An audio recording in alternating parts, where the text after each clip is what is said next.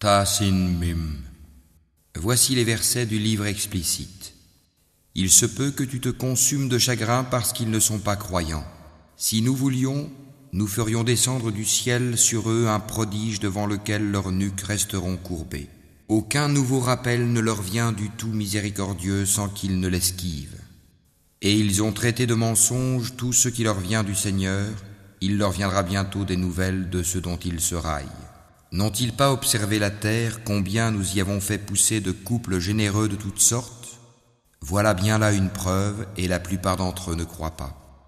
Et ton Seigneur est en vérité, lui, le Tout-Puissant, le Très Miséricordieux. Et lorsque ton Seigneur appela Moïse, rends-toi auprès du peuple injuste, auprès du peuple de Pharaon. Ne craindront-ils pas Allah? Il dit, Seigneur, je crains qu'il ne me traite de menteur, que ma poitrine ne se serre et que ma langue ne soit embarrassée. Mande donc à Aaron. Ils ont un crime à me reprocher, je crains donc qu'ils ne me tuent. Mais Allah lui dit, jamais, allez tous deux avec nos prodiges, nous resterons avec vous et nous écouterons.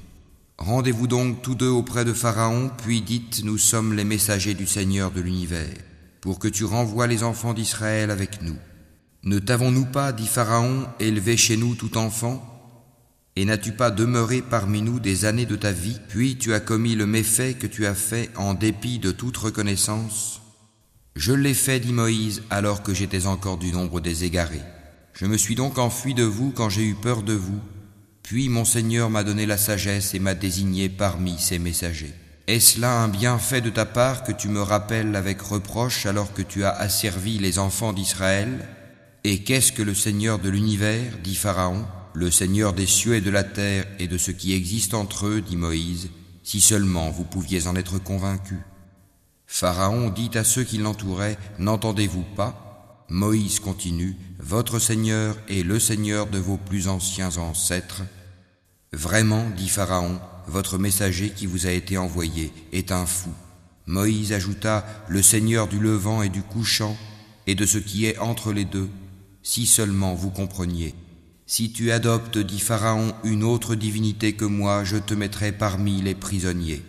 Et même si je t'apportais, dit Moïse, une chose, une preuve évidente, apporte-la, dit Pharaon, si tu es du nombre des véridiques.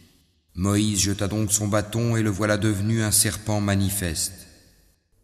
Et il tira sa main et voilà qu'elle était blanche, étincelante à ceux qui regardaient. Pharaon dit aux notables autour de lui, voilà en vérité un magicien savant. Il veut par sa magie vous expulser de votre terre, que commandez-vous? Ils dirent, remets-les à plus tard, lui et son frère, et envoie des gens dans les villes pour rassembler. Et amené tout grand magicien savant. Les magiciens furent donc réunis en rendez-vous au jour convenu, et il fut dit aux gens, est-ce que vous allez vous réunir, afin que nous suivions les magiciens si ce sont eux les vainqueurs? Puis lorsque les magiciens arrivèrent, ils dirent à Pharaon, y aura-t-il vraiment une récompense pour nous si nous sommes les vainqueurs? Il dit, oui, bien sûr, vous serez alors parmi mes proches. Moïse leur dit, jetez ce que vous avez à jeter. Ils jetèrent donc leurs cordes et leurs bâtons et dirent, par la puissance de Pharaon, c'est nous qui serons les vainqueurs. Puis Moïse jeta son bâton et voilà qu'il happait ce qu'ils avaient fabriqué. Alors les magiciens tombèrent prosternés, disant, nous croyons au Seigneur de l'univers, le Seigneur de Moïse et d'Aaron. Pharaon dit, avez-vous cru en lui avant que je ne vous le permette? En vérité, c'est lui votre chef qui vous a enseigné la magie. Eh bien, vous saurez bientôt, je vous couperai sûrement mains et jambes opposées et vous crucifierez tous. Ils disent, il n'y a pas de mal car c'est vers notre Seigneur que nous retournerons. Nous convoitons que notre Seigneur nous pardonne nos fautes pour avoir été les premiers à croire. Et nous révélâmes à Moïse ceci, pars de nuit avec mes serviteurs car vous serez poursuivis. Puis Pharaon envoya des rassembleurs dire dans les villes, ce sont en fait une bande peu nombreuse, mais ils nous irritent, tandis que nous sommes tous vigilants. Ainsi nous les fîmes donc sortir des jardins, des sources, des trésors et d'un lieu de séjour agréable. Il en fut ainsi et nous les donnâmes en héritage aux enfants d'Israël. Au lever du soleil, ils les poursuivirent. Puis quand les deux parties se virent, les compagnons de Moïse dirent, nous allons être rejoints. Il dit, jamais, car j'ai avec moi mon Seigneur qui va me guider. Alors nous révélâmes à Moïse, frappe la mer de ton bâton. Elle se fendit alors, et chaque versant fut comme une énorme montagne. Nous fîmes approcher les autres, Pharaon et son peuple. Et nous sauvâmes Moïse et tous ceux qui étaient avec lui. Ensuite, nous noyâmes les autres. Voilà bien un prodige, mais la plupart d'entre eux ne croient pas. Et ton Seigneur, c'est en vérité lui le Tout-Puissant, le très miséricordieux. Et récite-leur la nouvelle d'Abraham. Quand il dit à son père et à son peuple, qu'adorez-vous? Ils dirent, nous adorons des idoles et nous leur restons attachés. Il dit, vous entendent-elles lorsque vous les appelez? Ou vous profitent-elles? Ou vous nuisent-elles? Ils dirent, non, mais nous avons trouvé nos ancêtres agissant ainsi. Il dit, que dites-vous de ce que vous adoriez? Vous et vos vieux ancêtres.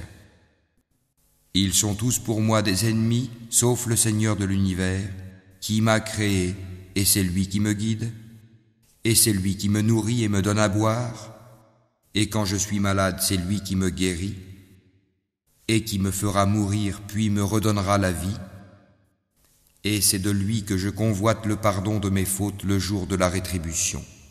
Seigneur, accorde-moi sagesse et savoir et fais-moi rejoindre les gens de bien. Fais que j'ai une mention honorable sur les langues de la postérité, et fais de moi l'un des héritiers du jardin des délices. Et pardonne à mon père, car il a été du nombre des égarés, et ne me couvre pas d'ignominie le jour où l'on sera ressuscité, le jour où ni les biens ni les enfants ne seront d'aucune utilité, sauf celui qui vient à Allah avec un cœur saint. On rapprochera alors le paradis pour le pieux, et l'on exposera aux errants la fournaise. Et on leur dira, où sont ceux que vous adoriez en dehors d'Allah? Vous secourent-ils ou se secourent-ils eux-mêmes? Ils y seront donc jetés pêle-mêle, et les errants aussi, ainsi que toutes les légions d'Iblis. Ils diront, tout en s'y querellant, par Allah, nous étions certes dans un égarement évident, quand nous faisions de vous les égaux du Seigneur de l'univers. Ce ne sont que les criminels qui nous ont égarés, et nous n'avons pas d'intercesseurs, ni d'amis chaleureux. Si un retour nous était possible, alors nous serions parmi les croyants. Voilà bien là un signe, cependant la plupart d'entre eux ne croient pas. Et ton Seigneur, c'est lui vraiment le puissant, le très miséricordieux. Le peuple de Noé traita de menteurs les messagers. Lorsque Noé leur frère leur dit, ne craindrez-vous pas Allah? Je suis pour vous un messager digne de confiance. Craignez Allah donc et obéissez-moi. Et je ne vous demande pas de salaire pour cela, mon salaire n'incombe qu'au Seigneur de l'univers. Craignez Allah donc et obéissez-moi. Ils dirent, croirons-nous en toi alors que ce sont les plus vils qui te suivent? Il dit, je ne sais pas ce que cela faisait. Leur compte n'incombe qu'à mon Seigneur, si seulement vous êtes conscients. Je ne suis pas celui qui repousse les croyants, je ne suis qu'un avertisseur explicite. Ils dirent, si tu ne cesses pas, Noé, tu seras certainement du nombre des lapidés. Il dit, ô mon Seigneur, mon peuple me traite de menteur. Tranche donc clairement entre eux et moi, et sauve-moi ainsi que ceux des croyants qui sont avec moi. Nous le sauvâmes donc de même que ceux qui étaient avec lui dans l'arche, pleinement chargés. Et ensuite nous noyâmes le reste, les infidèles. Voilà bien là un signe, cependant la plupart d'entre eux ne croient pas. Et ton Seigneur, c'est lui vraiment le puissant, le très miséricordieux. Les Ahad traitèrent de menteurs les envoyés. Et quand Houd, leur frère, leur dit, ne craindrez-vous pas Allah? Je suis pour vous un messager digne de confiance. Craignez Allah donc et obéissez-moi. Et je ne vous demande pas de salaire pour cela, mon salaire n'incombe qu'au Seigneur de l'univers. Bâtissez-vous par frivolité sur chaque colline un monument? Et édifiez-vous des châteaux comme si vous deviez demeurer éternellement? Et quand vous sévissez contre quelqu'un, vous le faites impitoyablement. Craignez Allah donc et obéissez-moi. Craignez celui qui vous a pourvu de toutes les bonnes choses que vous connaissez, qui vous a pourvu de bestiaux et d'enfants, de jardins et de sources. Je crains pour vous le châtiment d'un jour terrible. » Ils dirent: « Que tu nous exhortes ou pas, cela nous est parfaitement égal. Ce ne sont là que des mœurs des anciens. Nous ne serons nullement châtiés. » Ils le traitèrent donc de menteur, et nous les fîmes périr. Voilà bien là un signe. Cependant la plupart d'entre eux ne croient pas. Et ton Seigneur, c'est lui vraiment le puissant, le très miséricordieux. Les Tamouds traitèrent de menteurs les messagers. Quand Salih, leur frère, leur dit: « Ne craindrez-vous pas Allah? Je suis pour vous un messager digne de confiance. Craignez Allah donc et obéissez-moi. Je ne vous demande pas de salaire pour cela, mon salaire n'incombe qu'au Seigneur de l'univers. Vous laissera-t-on en sécurité dans votre présente condition, au milieu de jardins, de sources, de cultures et de palmiers aux fruits digestes? Creusez-vous habilement des maisons dans les montagnes? Craignez Allah donc et obéissez-moi.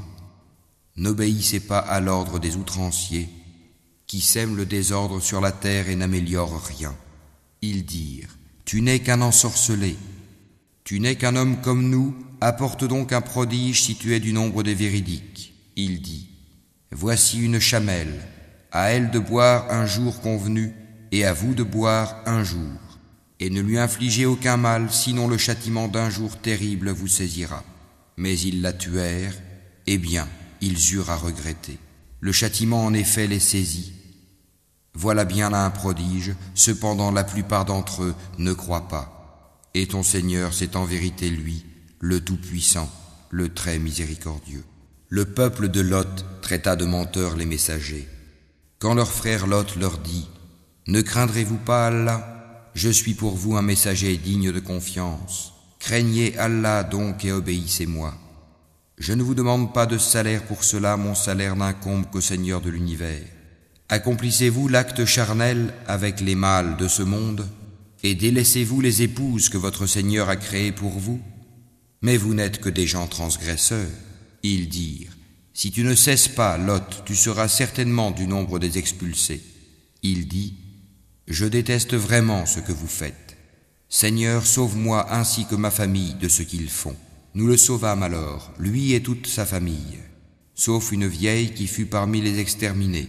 Puis nous détruisîmes les autres, et nous fîmes pleuvoir sur eux une pluie de pierres, et quelle pluie fatale pour ceux qui sont avertis. Voilà bien là un prodige, cependant la plupart d'entre eux ne croient pas. Et ton Seigneur, c'est en vérité lui le Tout-Puissant, le très miséricordieux. Les gens d'Alaïka traitèrent de menteurs les messagers. Lorsque Souaïb leur dit: « Ne craindrez-vous pas Allah? Je suis pour vous un messager digne de confiance. Craignez Allah donc et obéissez-moi. Et je ne vous demande pas de salaire pour cela, mon salaire n'incombe qu'au Seigneur de l'univers. Donnez la pleine mesure et n'en faites rien perdre aux gens, et pesez avec une balance exacte. Ne donnez pas aux gens moins que leur dû, et ne commettez pas de désordre et de corruption sur terre. Et craignez celui qui vous a créé, vous et les anciennes générations. » Ils dirent: « Tu es certes du nombre des ensorcelés. Tu n'es qu'un homme comme nous, et vraiment nous pensons que tu es du nombre des menteurs.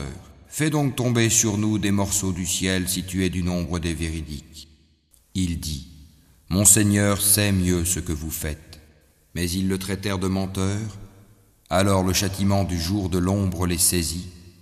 Ce fut le châtiment d'un jour terrible. Voilà bien là un prodige. Cependant la plupart d'entre eux ne croient pas. Et ton Seigneur, c'est en vérité lui le Tout-Puissant, le très miséricordieux.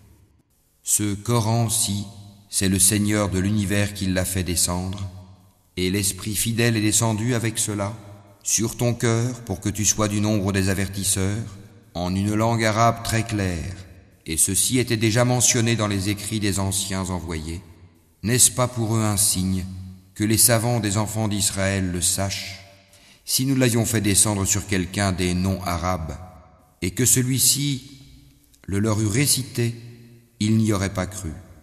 Ainsi l'avons-nous fait pénétrer, le doute, dans les cœurs des criminels, mais ils ne croiront pas au Coran, pas avant de voir le châtiment douloureux, qui viendra sur eux soudain sans qu'ils s'en rendent compte. Alors ils diront: est-ce qu'on va nous donner du répit? Est-ce qu'ils cherchent à hâter notre châtiment? Vois-tu, si nous leur permettions de jouir des années durant, et qu'ensuite leur arrive ce dont on les menaçait, les jouissances qu'on leur a permises ne leur serviraient à rien. Et nous ne faisons pas périr de cité avant qu'elle n'ait eu des avertisseurs, à titre de rappel, et nous ne sommes pas injustes. Et ce ne sont point les diables qui sont descendus avec ceci, le Coran. Cela ne leur convient pas et ils n'auraient pu le faire, car ils sont écartés de toute écoute du message divin. N'invoque donc pas une autre divinité avec Allah, sinon tu seras du nombre des châtiés. Et avertis les gens qui te sont les plus proches, et abaisse ton aile, sois bienveillant pour les croyants qui te suivent. Mais s'ils te désobéissent, dis-leur, moi je désavoue ce que vous faites, et place ta confiance dans le Tout-Puissant, le Très Miséricordieux, qui te voit quand tu te lèves, et voit tes gestes parmi ceux qui se prosternent. C'est lui vraiment l'audient, l'omniscient. Vous apprendrai-je sur qui les diables descendent? Ils descendent sur tout calomniateur, pécheur. Ils tendent l'oreille, cependant la plupart d'entre eux sont menteurs. Et quant aux poètes, ce sont les égarés qui les suivent. Ne vois-tu pas qu'ils divaguent dans chaque vallée, et qu'ils disent ce qu'ils ne font pas? À part ceux qui croient et font de bonnes œuvres, qui invoquent souvent le nom d'Allah et se défendent contre les torts qu'on leur a faits, les injustes verront bientôt le revirement qu'ils éprouveront.